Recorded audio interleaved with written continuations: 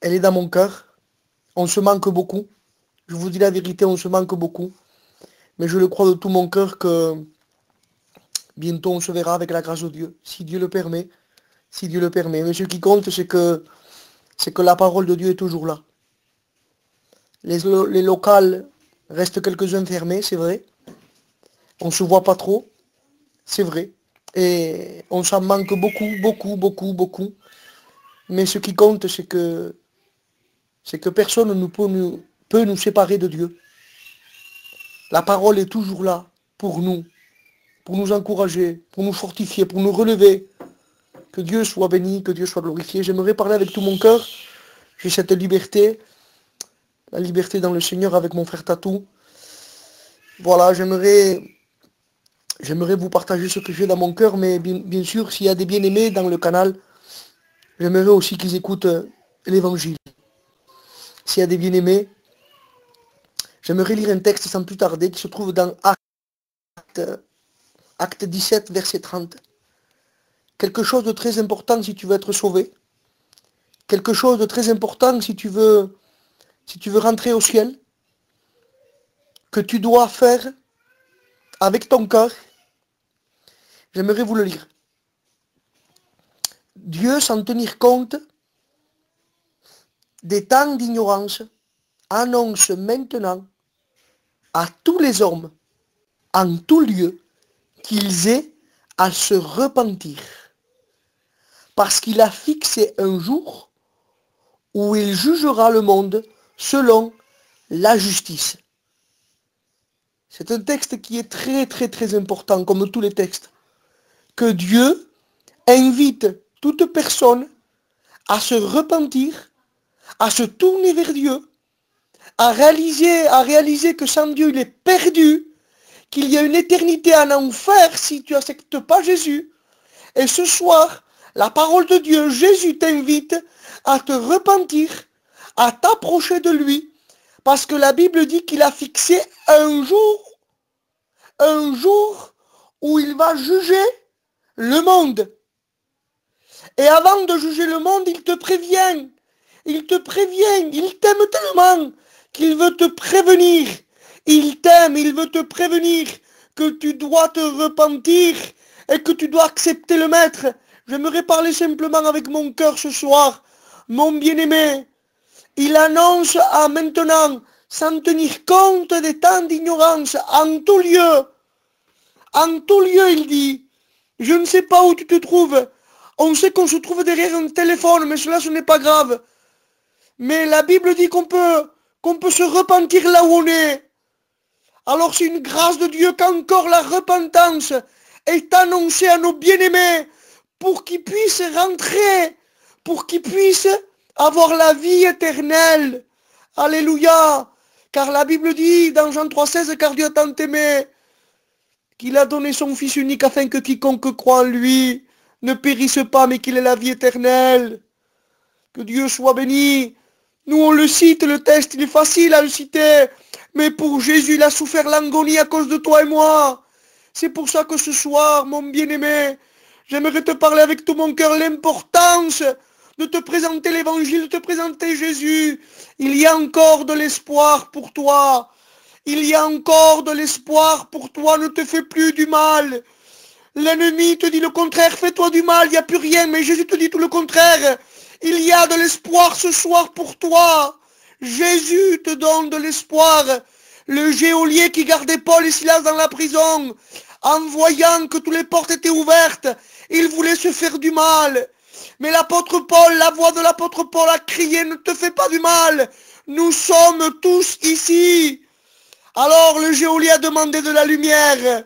Que Dieu soit béni ce soir, bien-aimé. Tu es au contact de la lumière qui est la parole de Dieu. Oui, viens demander à Jésus la lumière pour éclairer ta vie qui est dans les ténèbres. Mais ce soir, Jésus veut t'appeler à la lumière. Et vous savez qu'est-ce qu'il a fait ce geôlier? Il a demandé qu'est-ce qu'il fallait faire. Et l'apôtre Paul a dit, si tu crois, toi et ta famille, tu seras sauvé. Mais si tu crois de tout ton cœur, pas croire à notre manière à nous, à la gitane, non, ça marche pas. Croire selon Dieu, c'est de se repentir, s'humilier, demander pardon, pleurer sur mon péché et accepter Jésus comme mon sauveur et maître et accepter la grâce de Dieu que je ne méritais pas, mais que Dieu me tend la main ce soir. Que Dieu me tend la main, il te tend la main ce soir. Oui, à toi, à toi, à toi qui te dis, toi qui te dis, je ne mérite pas, j'en ai trop fait. Laisse-moi te dire que tu es la créature de Dieu et que Jésus t'aime. Mais il t'aime trop pour te laisser comme tu es. Alors ce soir, c'est à toi d'ouvrir les yeux, mon bien-aimé. La repentance, c'est parce qu'il a fixé un jour. Aïe, ce jour. Qu'est-ce qui va être mauvais pour celui qui a pas fait la paix avec Dieu? Ce jour qu'il a fixé pour juger le monde, pour celui qui n'a pas fait la paix avec lui, pour celui qui n'est pas pour qui s'est pas réconcilié avec lui. C'est l'enfer. Je vous parle avec tout mon cœur, avec la vérité de Dieu. Pour celui qui ne veut pas se repentir, qui ne veut pas s'engager véritablement avec Dieu, c'est la perdition éternelle. Mais pour celui qui croit et qui se repent et qui s'engage ce soir, je ne sais pas. Mais combien de temps que tu écoutes l'évangile sans prendre une décision? Mais ce soir, le Seigneur encore, il t'invite. Il t'invite à venir à ses pieds, à te repentir. Il a une place encore pour toi dans le ciel. Échappe-toi. Salvate, sauve-toi. Vous savez, Dieu, un jour a parlé à Noé. Il a parlé à Noé.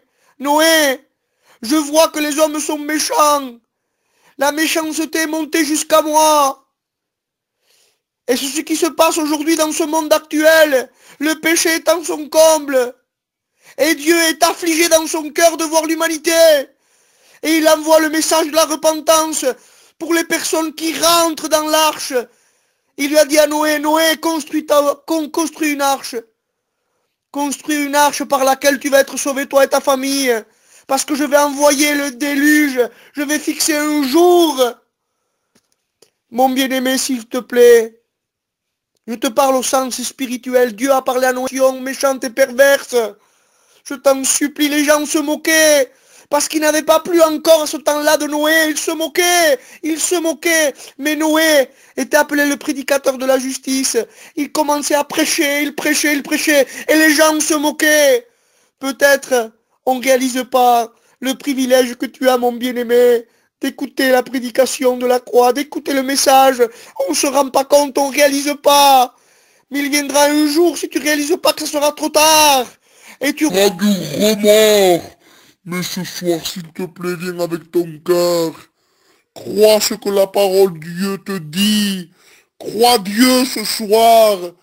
Et qu'est-ce qui s'est passé? Que le tout à coup est arrivé, le déluge est arrivé.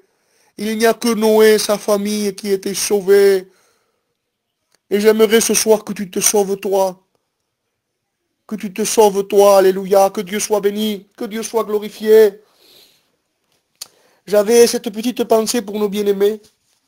Et vous savez, le Seigneur mettait une petite pensée aussi pour mes frères et mes sœurs. Et pour moi-même. Dans ces temps difficiles qu'on vit, j'aimerais parler avec tout mon cœur. Je me sens bien ce soir avec vous. Je me sens dans la liberté. Et je vais vous parler avec tout mon cœur de ce que le Seigneur a mis dans mon cœur. Nous vivons des temps difficiles. Nous vivons des temps où véritablement on a besoin plus que jamais d'être accroché aux Écritures, sinon on ne tiendra pas. D'être accroché à la communion intime avec Jésus, sinon on ne tiendra pas. On ne dépend pas d'un titre, nous les frères.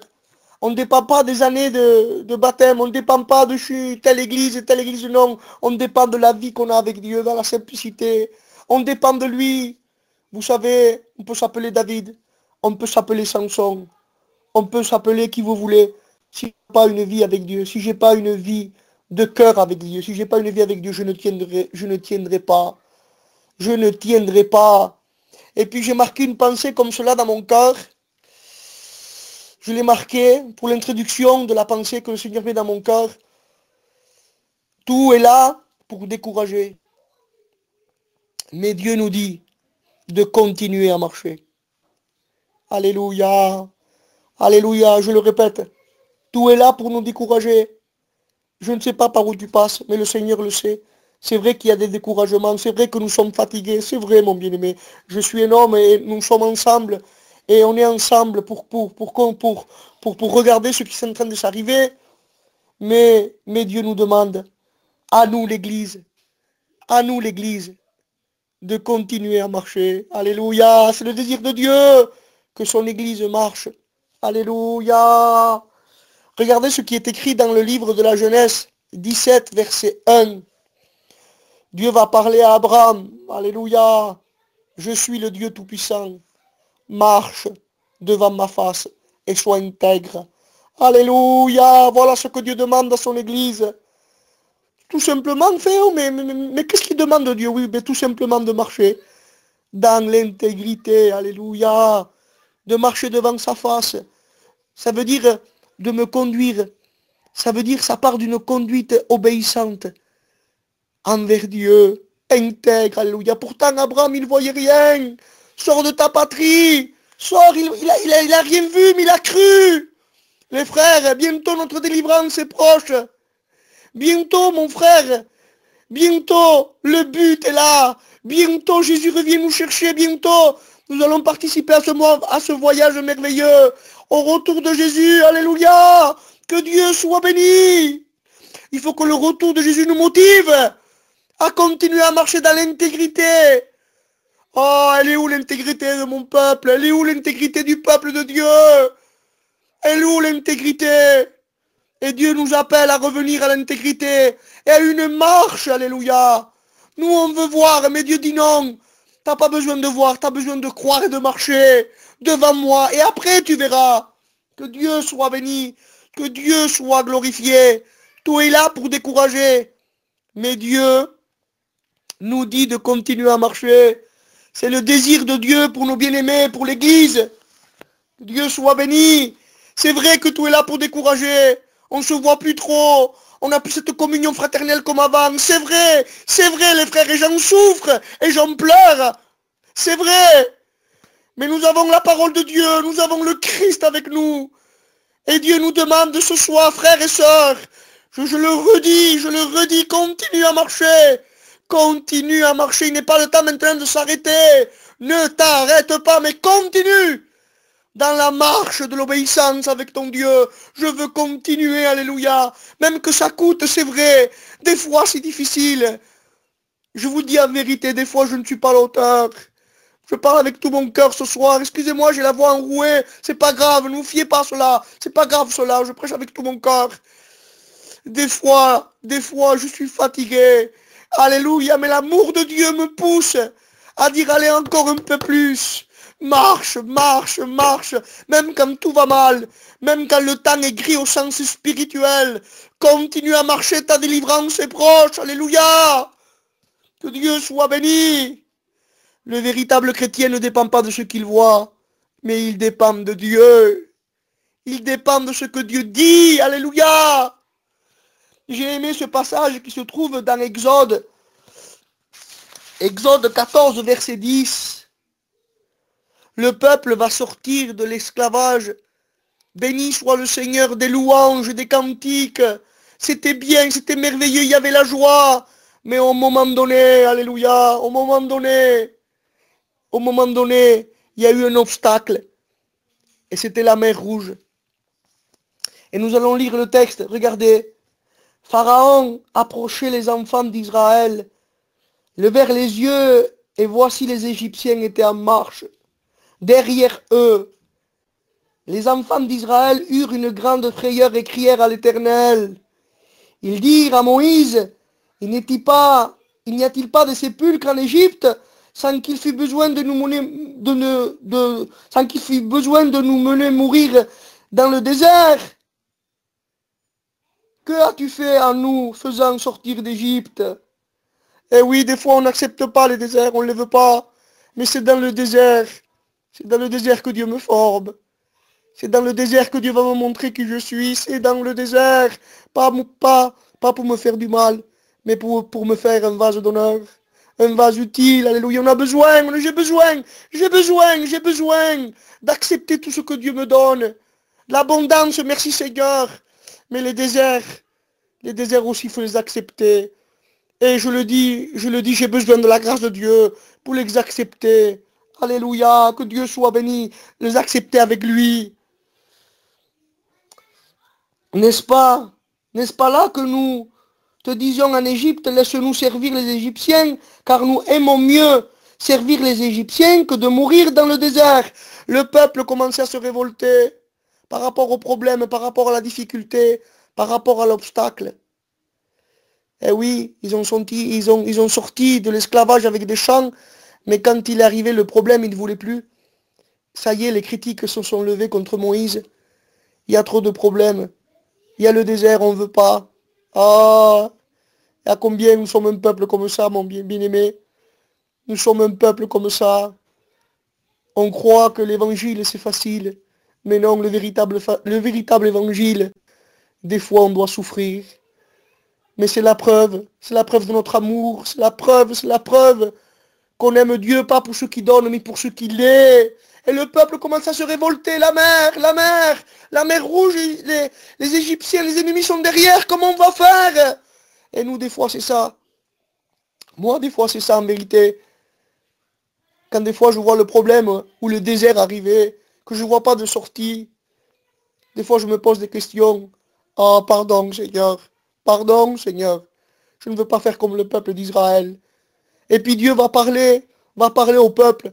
Regardez ce que Dieu va dire au peuple. C'est simple, mais c'est merveilleux. Moïse répondit au peuple, ne craignez rien. Restez en place. Alléluia. Dieu nous demande, frères, Église de Dieu, de rester en place, de ne pas bouger, mais de rester là où Dieu veut qu'on soit. Restez en place et regardez la délivrance que l'Éternel va vous accorder en ce jour, car les Égyptiens que vous avez vus aujourd'hui, vous ne les verrez plus jamais. L'Éternel combattra pour vous.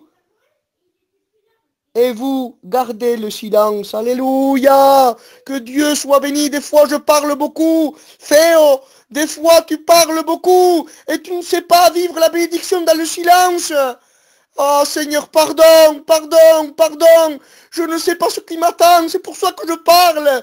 Laisse-moi te dire que c'est Dieu qui combat pour toi. C'est Dieu qui combat pour nous. Dieu est grand et des fois on le limite. Je commence à parler. Oh, Dieu veut m'apprendre à pas parler, mais à obéir et à marcher. Que Dieu soit béni. Regardez ce qui va. Un texte qui est revenu dans mon cœur, je l'ai écrit dans Lamentation 3, verset 26. Il est bon. La Bible dit qu'il est bon d'attendre en silence le secours de l'Éternel. Nous, on veut tout vite, nous. En vérité, nous, on veut tout vite. On ne veut pas attendre. On ne veut pas attendre. Et la Bible dit celui qui précipite ses pas tombe dans le péché. Oh, Dieu veut avertir son peuple à faire attention, à rester en place, à rester en place. L'Éternel combattra pour vous et vous gardez le silence. L'Éternel dit à Moïse, pourquoi ces cris? Parle au peuple d'Israël. Alléluia. Vous regardez, on revient sur le mot et qu'il marche. Alléluia. Pourquoi ces cris? Pourquoi ces lamentations? Pourquoi cette crainte? Pourquoi? Pourquoi est-ce que ça est coupé? L'Éternel dit à Moïse, pourquoi ces cris? Parle aux enfants d'Israël et qu'ils marchent. Toi, lève ta verge, étends ta main sur la mer, et fends-la, et les enfants d'Israël entreront au milieu de la mer. Alléluia, que Dieu soit béni. Nous voyons que ce que le peuple a vu impossible, un grand obstacle, pour Dieu, ce n'était pas un grand obstacle. Il a fendu la mer, Dieu. Tu crois qu'il ne peut pas arranger ton problème? Il a ouvert la mer. Tu crois qu'il ne peut pas arranger? Mais lui, c'est pas le problème. Pour lui, le problème, c'est pas le problème. Pour lui, c'est nous. Il veut nous parler à nous. C'est nous, des fois. Et c'est pour ça que Dieu m'a fait voir à travers ce passage que Dieu est grand, que Dieu est merveilleux, que Dieu est merveilleux. J'aimerais encourager l'Église par un verset qui m'a plu. Je vais vous le lire. Je ne vais pas être long, mais je me réjouis. Je me réjouis avec vous en vérité. J'aime pas être long, mais que voulez-vous, je me réjouis. Et je pense que l'Église aussi. Par rapport à la marche, il y a un homme aussi qui a marché avec Dieu qui s'appelle Enoch. Ça se trouve dans Hébreux 11, verset 5. C'est par la foi qu'Enoch fut enlevé, pour qu'il n'y vit point la mort, et qu'il ne parut plus parce que Dieu l'avait enlevé. Que Dieu soit béni. Mais dans le livre de la Genèse, il dit que Enoch marcha avec Dieu. Alléluia. Et dans le livre d'Hébreux, il nous révèle qu'Enoch a été enlevé. Enlevé. Il n'a pas vu la mort. Et regardez ce qui est merveilleux. Ça m'a encouragé beaucoup. Il ne parut plus parce que Dieu l'avait enlevé, car avant son événement, il avait reçu le témoignage qu'il était agréable à Dieu. Et il y a un message là, mes bien-aimés, pour l'Église, pour moi. C'est-à-dire qu'avant d'être enlevé, Enoch avait reçu le témoignage comme il était agréable à Dieu. C'est-à-dire que premièrement, la marche intègre, agréable à Dieu, et après il a été enlevé. Et nous savons que nous, l'Église de Dieu, nous allons être enlevés. Mais pour être enlevé, avant d'être enlevé, il faut de continuer à marcher et à lui être agréable. À lui être agréable. J'ai aimé ça avant son événement. Il a reçu le témoignage comme il était favorable. Alléluia. Il est agréable. Agréable à Dieu. C'est important. Dieu demande à son église et à moi-même ce soir. C'est vrai que Jésus va venir nous chercher, les frères. Mais pour moi et pour l'église, il faut qu'on soit prêt à continuer à marcher dans la simplicité, de marcher avec notre cœur, en aimant Dieu, en faire attention. Enoch fut enlevé, l'image de l'église, parce qu'il marchait avec Dieu, parce qu'il continuait à dire non au péché, il continuait à combattre, même qui, des fois, il était découragé, je ne sais pas. Les hommes de Dieu ont passé par des découragements, ont passé par des difficultés aussi. Mais ils ont continué à marcher, à persévérer, à marcher, à marcher, à marcher, à marcher. Et qu'est-ce qui s'est passé? Que Enoch a été enlevé. Alléluia. Nous attendons le retour de Jésus, nous, l'Église. L'Église, il faut qu'elle soit prête. Et nos bien-aimés, qui écoutent l'Évangile ce soir, il faut qu'ils se préparent maintenant à se repentir, à se tourner vers Dieu maintenant. Alléluia, que Dieu soit béni. Écoutez, avec ces quelques mots, j'aimerais prier le Seigneur avec vous.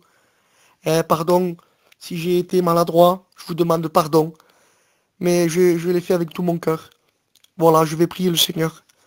Seigneur, je ne sais pas, peut-être il y aurait un frère, une sœur qui serait découragé par les moments, Seigneur, où il est en train de passer. Seigneur, ta parole est là pour montrer qu'avec toi, il y a encore de l'espoir. Seigneur, et tu nous montres que de nous, tu veux une marche, Seigneur. Le problème, Seigneur, le grand problème, c'est pas un problème pour toi. Ce qui compte le plus pour toi, Seigneur, c'est qu'on t'obéisse. À marcher, à garder le silence, Seigneur. Seigneur, merci pour mes frères de Tarascon. Merci pour l'église. Merci pour Tatou. Seigneur, merci pour les frères, les sœurs de Tarascon. Tu les bénis. Seigneur, tu les fortifies. Merci, Seigneur, au nom de Jésus. Amen.